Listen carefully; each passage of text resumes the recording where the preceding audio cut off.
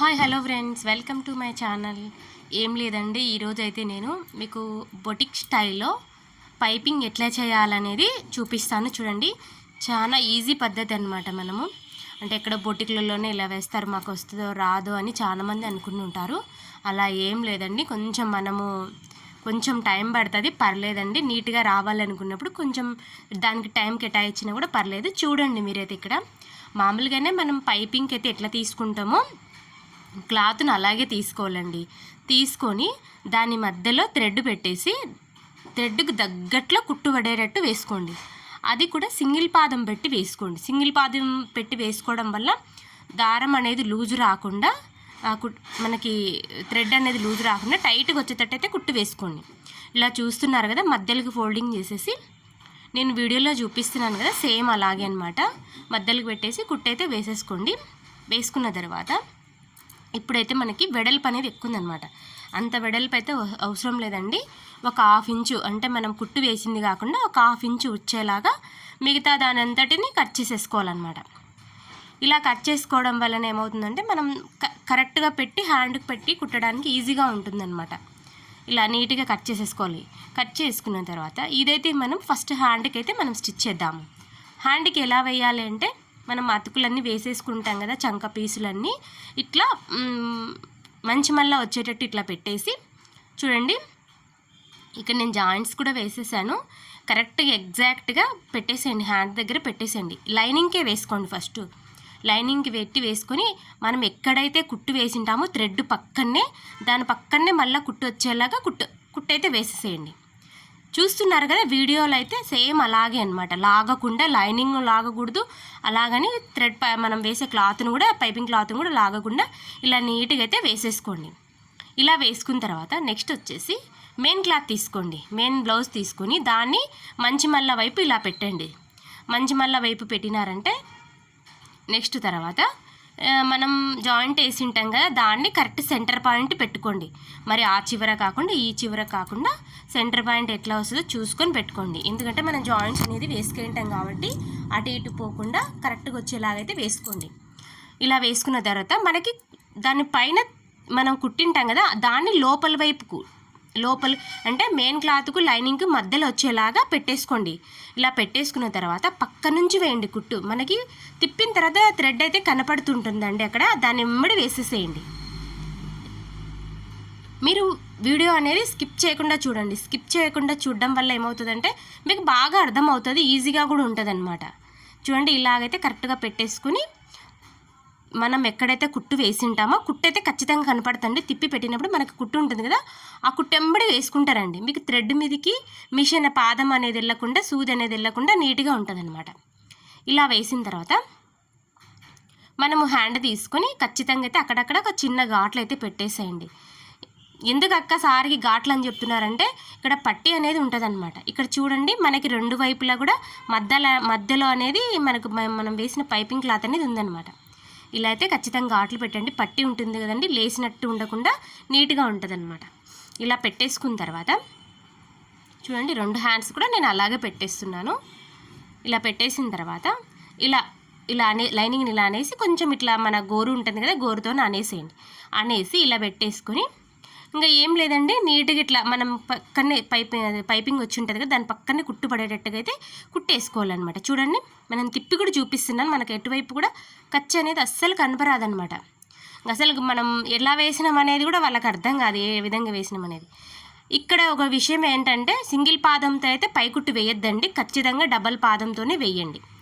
Single పాదంతో వేసినారంటే కన్నా కుట్టు అనేది సరిగ్గా రాదు, అందు గ్రిప్ ఉండదు. మెయిన్గా దానికోసమని డబల్ పాదంతో అయితే ఖచ్చితంగా వేయండి.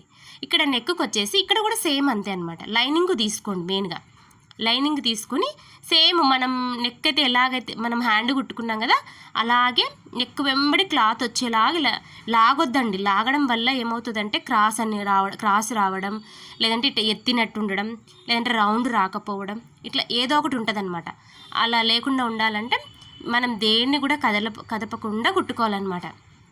క్లాత్ను కూడా అది పైపింగ్ క్లాతే కావచ్చు, లేకపోతే లైనింగ్ క్లాతే కావచ్చు, పైపింగ్ క్లాతే కావచ్చు, ఆ రెండిట్లో ఏదైనా సరే మనం బిర్రుగా పట్టుకోకూడదు అనమాట. అంటే టైట్గా పట్టుకోకుండా నీట్గా కుట్టుకోవాలి.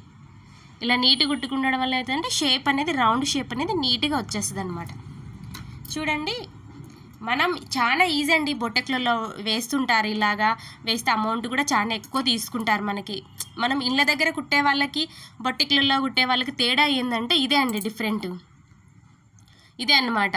మనం వాళ్ళు కాస్ట్ తీసుకోవడానికి కూడా రీజన్ ఏంటంటే ఈ విధంగా పైపింగ్ చేస్తారు కాబట్టి వాళ్ళు కాస్ట్ కూడా కొంచెం ఎక్కువ తీసుకుంటారు అనమాట.